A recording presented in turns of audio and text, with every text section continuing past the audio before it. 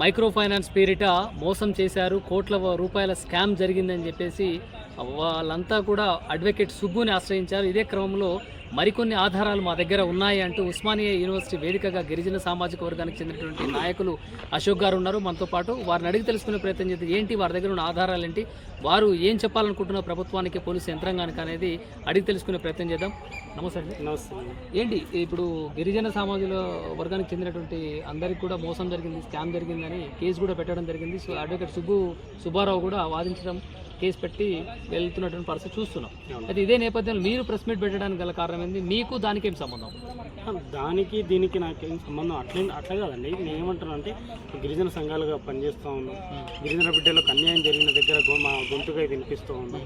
అలాగే ఈరోజు ఈ మైక్రోస్కోప్ ఫైనాన్స్ పేరిట వసూలు చేసిన ప్రతి బిడ్డ గిరిజన బిడ్డ, 80% వరకు గిరిజన బిడ్డలు ఉన్నారు, దీంట్లో అన్యాయం అయిపోయారు అని చెప్పేసి మేము ఏదైతే పంజాగుట్ట పోలీస్ స్టేషన్లో ఎఫ్ఐఆర్ నమోదయ్యింది మంగ్లీ గారి పేరిట, వాళ్ళ తమ్ముని శివచవన్ గారి పేరిట.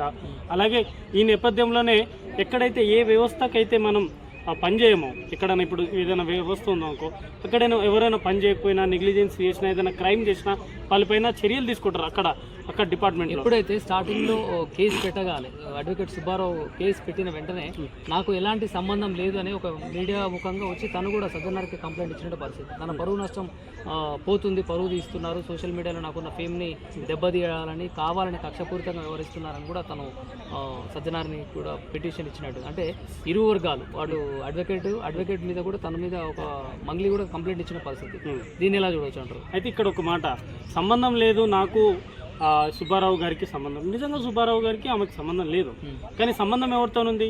ఎవరి పేరు చెప్పి వసూలు చేశారు? మధును ముందల పెట్టి వాళ్ళ తమ్ముని వెనకాల మంగ్లీ ఉండి డబ్బులు వసూలు చేశారు. మంగ్లీ గారు చెప్తేనే మేము, మంగ్లీ గారు ఈ కార్యక్రమంలో ఉన్నారు, ఈ బిజినెస్లో ఉన్నారు, వారి పేరు చెప్తేనే మేము డబ్బులు ఇచ్చామని బాధితులు అయితే చెప్తున్నారు కదా. మరి అదే నేపథ్యంలో కేసు ఫైల్ అవ్వడం జరిగింది. మరి మంగ్లీ గారు మొదటి రోజు ప్రెస్ మీట్ పెట్టినప్పుడు నాకు రమావత్ మధుకు ఎటువంటి సంబంధం లేదని చెప్పేసి చెప్పారు. మరి అదే తర్వాత డీజీపీ ఆఫీస్ దగ్గర ప్రెస్ మీట్ పెట్టింది.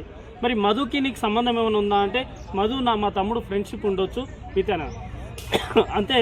ఇక్కడ సంబంధం లేదని నువ్వే చెప్పావు, సంబంధం ఉందని నువ్వే చెప్పావు. మరి ఇదే సంబంధం లేని వ్యక్తి మధు గారు నీ బర్త్డే పార్టీలో ఎట్లా ఉన్నారు చెప్పాలి కదా. మరి ఇదే మధు నీ ప్రైవేట్ ఫంక్షన్కి ఎట్లా వచ్చారు చెప్పాలి కదా. మరి ఇదే మధు గారి ఇంటికి నువ్వు ఎట్లా పోయినావు చెప్పాలి కదా. తను అనే వర్షన్ ఏంటంటే, నేను సెలబ్రిటీని కాబట్టి ఓపెనింగ్ కానీ ఎలాంటి ఫంక్షన్స్ ఉన్నా కూడా నన్ను ఇన్వైట్ చేస్తారు, పోయినంత మాత్రాన తప్పేముంది, వాళ్ళు ఫోటోలు కూడా అడుగుతారు, ఫోటోలు ఇచ్చినంత మాత్రాన నేను ఎవరికి ద్వారా కూడా బై హ్యాండ్ నేను క్యాష్ తీసుకున్నాను కూడా ప్రశ్నిస్తుంటాను. ఏమో బాధితులను అడిగినా కూడా ఎవరు కూడా డైరెక్ట్ హ్యాండ్ అయితే మంగ్లీ గారు తీయలేదని చెప్పేసి అంటున్నారు. మధ్యలో వాళ్ళ తమ్ముడు ఉన్నాడు కదా శివచవన్ ఎవరికి తెలుసు? మంగ్లీ గారు సోదరుడు తెలుసు కదా. మరి మంగ్లీ గారు కూడా, మా సిస్టర్ కూడా ఈ బిజినెస్లో ఉన్నారు, ఆమె డైరెక్ట్ ఓపెనింగ్కే వస్తుంది అని చెప్పేసి ఆరోపణలు అయితే చేస్తున్నారు కదా. మరి ఇది ఎవరు ప్రూఫ్ చేసుకోవాలి? ఎందుకు ఈరోజు వరకు నువ్వు ఆరోపణలు అన్న? మీకు ఒకటి గుర్తు చేస్తున్నా, ఒక 3 months ముందు ఇదే మంగ్లీ గారు సోషల్ మీడియాలో ఎవరో కామెంట్ చేస్తే కంప్లైంట్ చేసింది, 3 రోజుల్లో అరెస్ట్ చేయించింది. మరి నీ పైన ఇంత ఆరోపణలు చేస్తున్నప్పుడు, 2 తెలుగు రాష్ట్రాలు నీ పైన ఫోకస్ పెడుతున్నప్పుడు నువ్వు ఎందుకు మధు గారి పైన కంప్లైంట్ చేయడం లేదు? ఇదే మనము అడిగినప్పుడు మంగ్లీ ఏమన్నారంటే, నేను బిజీ షెడ్యూల్లో ఉన్నాను, అందువల్ల నేను రాలేకపోయినా, నేను స్పందించలేకపోయినా. నీ పేరు ప్రతిష్టల కంటే నీ బిజీ షెడ్యూల్ గొప్పదా? నీ పేరు ప్రతిష్టల కంటే నువ్వు కింది స్థాయికి వెళ్ళి వచ్చినావు. ఇదే గిరిజన బిడ్డలు నీకు ఆశీర్వాదం ఇస్తే వచ్చినావు. ఇదే గిరిజన బిడ్డలు నిన్ను ఈ స్థాయికి తీసుకెళ్లారు. ఆ గిరిజన బిడ్డలు నీ పైన నింద మోపుతున్నారు. అంతగానో బిజీ షెడ్యూలా? వాళ్ళ ప్రాణాలు పోతున్నాయి, అంతగానో బిజీ షెడ్యూలా? మంగ్లీ కూడా ఇక్కడ చేసిన తప్పు ఏంటంటే, గుడితో పోయేదాన్ని గుడ్డి దాకా తెచ్చుకుంది. అంటే ఎప్పుడైతే తన పేరుకు భంగం కలిగిస్తుందో, తన పేరు వాడుకొని కోట్ల స్కామ్ జరుగుతుందండి, మరి అదే రోజు కేసు పెడితే అయిపోయింది కదా. అదే కదా మేము కూడా అంటున్నది. ఇప్పుడు నువ్వు కడిగిన ముత్యంలా బయటికి రమ్మంటారు. మేమేమంటారంటే, మేము ఒక గిరిజన నాయకులం, గిరిజన బిడ్డ పైన ఆరోపణలు చేస్తున్నాము, మాకు కూడా బాధ అనిపిస్తుంది. కానీ నువ్వు చేసే పని కరెక్ట్ చేయకుండా నువ్వు మొత్తం గోల్ చుట్టూ తిరిగి ఇప్పుడు పంజాగుట్ట పోలీస్ స్టేషన్లో నువ్వు కేసు ఇచ్చినావు. కేసు అయిపోయింది కదా. మరి వెంటనే సిపి సజ్జనార్ గారి దగ్గరికి ఎందుకు వెళ్ళాలి? ఓకే, మరి వెంటనే డీజీపీ గారి దగ్గరగా ఈ 3 పోలీస్ డిపార్ట్మెంటే కదా. మరి ఈ 3లో నీకు ఎవరి దగ్గర నమ్మకం రావాలి? మీరు కంప్లైంట్ ఇచ్చినా, నేను కంప్లైంట్ ఇచ్చినా, ఆ కేసు హ్యాండిల్ చేసేది ఎస్ఐ గారో సిఐ గారో. మరి సిపి గారు హ్యాండిల్ చేస్తారా? అంటే నమ్మకం లేదా మీకు ఎస్ఐ సిఐల పైన? సిపి గారి మీద నమ్మకం ఉందా? అక్కడ కూడా నమ్మకం లేదు. సిపి గారికి ఇచ్చింది, మరి డీజీపీ దగ్గరికి పోయింది. మరి ఎవరి మీద నమ్మకం ఉంది? ఇప్పుడు ఆ రోజు డీజీపీ గారి దగ్గర కంప్లైంట్ ఇచ్చినప్పుడు ఆ రోజున ఇవ్వాలి కదా. డీజీపీ గారు కంప్లైంట్ ఇచ్చినప్పుడు మధు గారు సిగ్నల్ టీవీలో నాకు మంగ్లీ గారికి ఎటువంటి సంబంధం లేదని చెప్పారు, నాకు ఆయనకు సంబంధం లేదు కాబట్టి మీరు ఇతరులపైన చర్యలు తీసుకోవాలని చెప్పారు. అంటే సిగ్నల్ టీవీ ఇంటర్వ్యూ చేస్తే లేనట్టేనా? అంటే మధు కూడా కొన్ని వీడియోలలో హేమకాంత్ పేరు అనడం జరిగింది. హేమకాంత్ పైన మీ అభిప్రాయం ఏంటి? ఇప్పుడు దొంగలంతా ఊర్లు పంచుకొని బయట వాళ్ళ మధ్యలో పంచాయతీలు వచ్చి బయటకు వచ్చింది. ఈ బయటకు వచ్చింది కాస్త పేద ప్రజలకు తెలుస్తుంది. అక్కడ ఆ పేద ప్రజలకు కాస్త ఈరోజు మాకు అన్ని సమాచారం ఇవ్వగలుగుతున్నారు.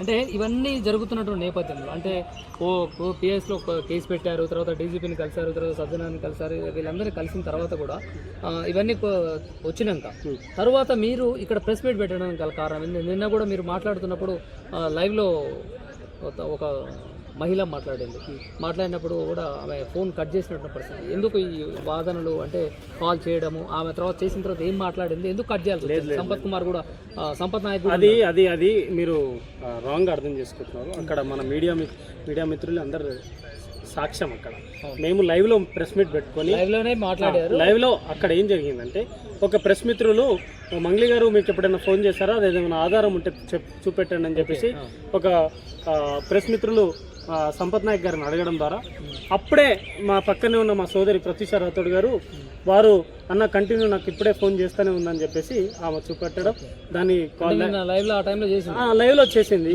చేసినప్పుడు వాడు తిరుమలేష్ గౌడు అంతా అది ఇది అని చెప్పేసి వాని వల్లనే ఇదంతా జరిగింది, వాడు చెప్పకపోతే ఇదంతా బయటికి రాకపోతుంది అని చెప్పేసి చెప్పడం జరిగింది. ఇప్పుడు తప్పు చేయకపోతే ఎందుకు ఈ బాధలు? తప్పు చేయనప్పుడు నువ్వు కేసు పెట్టమ్మా తల్లి, నువ్వు కడిగిన ముత్యంలో నువ్వు బయటికి రా, నీకు చాలా గొప్ప పేరు ఉంది. నీకు అమ్మాయితో అంతసేపు మాట్లాడినప్పుడు మళ్ళీ తర్వాత సంపత్ నాయక్ తో మాట్లాడండి అనగానే ఎందుకు లైన్ కట్? తప్పు చేయనప్పుడు కట్ చేయడం ఎందుకు? ఎస్ సంపత్ నాయక్ గారు ఈరోజు నేను తప్పు చేయలేదు, నువ్వు ఎట్లా మాట్లాడతావు అని మాట్లాడాలి కదా. అన్ని ఆధారాలు మా దగ్గరకు వచ్చినాయి, ఆమెకు తెలుసు. పేద ప్రజల పక్షాన మేము ఉంటాం కాబట్టి ఆమెకు తెలుసు. ఈరోజు కూడా చాలా ఇన్ఫర్మేషన్ వచ్చింది, మేము ప్రెస్ మీట్లో చెప్పాము. మీకు ఇవన్నీ నిజం కాదంటారా? ఏది మీ దగ్గర ఉన్నటువంటి ఆధారం? ఇదే చెప్తున్నాం కదా. మీకు ఈరోజు ఇది కేవలం సీరియల్ నెంబర్ 10 నుంచి 38 వరకు.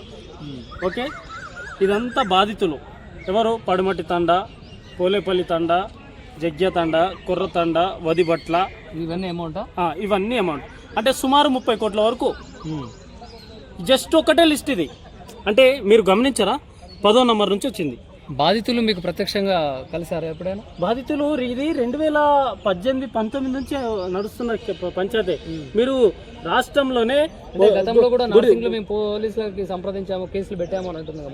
మరి కేసు ఎందుకు ఫైల్ కాలేదు? కేసు ఎందుకు ఫైల్ కాలేనట్టు? ఇప్పుడు నార్సింగ్ పోలీస్ స్టేషన్లో కంప్లైంట్ చేశారు, కేసు ఎందుకు ఫైల్ కాలేదు? ఎందుకు నువ్వు ఇప్పుడు చెప్తున్నావు?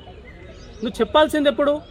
నీ పైన ఆరోపణలు వస్తున్నప్పుడు స్వయంస వ్యక్తి ఇలా నా పైన ఆరోపణలు చేసి ఇట్లా వసూలు చేస్తున్నారంట, వారిపైన పేద ప్రజల నుంచి వసూలు చేస్తున్నారంట, వారిపైన చాలా సీరియస్ యాక్షన్ తీసుకోవాలి, ఇన్వెస్టిగేషన్ చేసి అని చెప్పేసి చెప్పాలి కదా. మంగ్లీ గారు నీ పైన కామెంట్ చేస్తేనే నువ్వు సహించలేదు. తను ఒక గిరిజన మహిళ, మీరు గిరిజన సమాజానికి చెందినటువంటి వర్గం.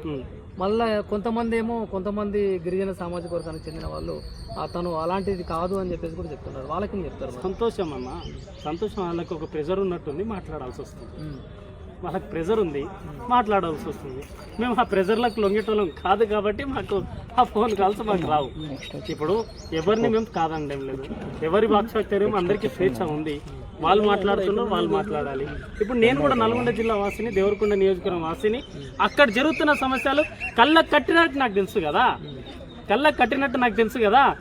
ఇప్పుడు మీరు గొప్పగా చదువుకున్నారు, నేను కూడా చదువుకున్నా.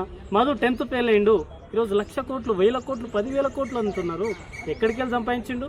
కనీసం 10th పాస్ అయిందా? దీని వెనకాల ఏ స్కామ్ ఉంది? ఈ బైనాన్స్ అకౌంట్లో ఎన్ని డబ్బులు ఉన్నాయి? ఈరోజు కర్ణాటక మాజీ మంత్రి మనోహన్ దగ్గర ఎంత డబ్బులు తీసుకొచ్చారు? ఎవరెవరు పోయారు? మీ తమ్ముడు లేడా అక్కడ? ఈరోజు బెంగళూరులో 30 కోట్లు పెట్టి భూమి కొన్నారు, కూర్గులో కాఫీ తోట కొన్నారు, జైరాబాద్లో ల్యాండ్ కొన్నారు. ఇదంతా నిజం కాదా? పబ్బులు పెట్టి నిజం కాదా? మాట్లాడుతున్న దానికి ఆధారాలు లేనప్పుడు దాన్ని మేము ఆధారాలు తీసే రోజులు దగ్గరలో ఉన్నాయి, కానీ ఆరోపణలు వస్తున్నాయి. మేము కూడా మీకు ఇన్ఫర్మేషన్ ఇస్తున్నాం డిపార్ట్మెంట్కి. ఈరోజు మా డిపార్ట్మెంట్కి కొంత సహకారం ఇస్తాం. అంటే ఒక వ్యక్తి మీద ఆరోపణలు చేయడం ఈజీ కానీ ఆధారాలు లేకుండా చేయొద్దు. చట్టరీత్యా కూడా శిక్షకు అర్హులు. ఇప్పుడు నేనేమంటానంటే ఆధారాలు కాదు. ఇప్పుడు ఇది ఆధారం కదా, ఇప్పుడు జనరల్గా ఇప్పుడు టైపింగ్ చేసి దాన్ని ఏమంటాం మనం, దీన్ని ఏమంటారు, ఇది యూటీ ట్రాన్స్ఫర్ అయిన అమౌంట్. ఓకే, ఇదేంది, ఏం పేరు ఇది, ఐఎంపీఎస్ ఏం పేరు ఇది, మధు. ఎవరు మధు? ఓకే, ఇది ఎవరు, రమావత్ హనుమ. ఓకే, మధు. ఓకే, ఇది ఎవరు, ట్రాన్సాక్షన్స్, ఇది ఎవరు, రమావత్ హనుమ. ఈయన ఎవరు? తర్వాత ఇది అకౌంట్ ఎవరు? ఓకే, చాలా ఉన్నాయి ఇట్లా. ఇది ఎవరు, మధు. ఇవన్నీ ఆధారాలు కావా? ట్రాన్సాక్షన్ జరిగినట్టు ఇవన్నీ ఆధారాలు కావా? ఇగో రమావత్ మధు. ఓకే, ఇవన్నీ పేమెంట్స్ కావా? ఆధారాలు కావా ఇవి? ఒకటే. ఇంకోటి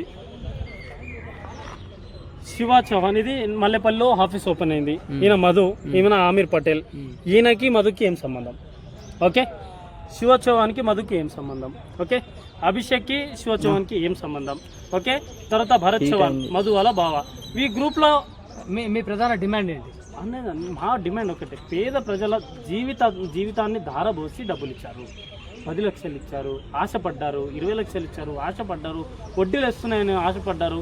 ఇవన్నీ డబ్బులు రిటర్న్ ఇప్పించేవారు. బాధితులకు న్యాయం జరిగేంత వరకు పోరాటం ఉంటుందా మీది? ఈ మధ్యలోనే 100%. ఇప్పుడు న్యాయం జరుగుతుందా లేదా అనేది అక్కడ ఉంది, చట్టం చూసుకుంటుంది. కానీ పోరాటం చేయడం మాత్రం మా బాధ్యత. బాధితులకు న్యాయం జరిగే వరకు వారి పోరాటం అయితే వారికి అండగా ఉంటానని చెప్తున్నటువంటి అశోక్ నాయక్ ఉన్నారు.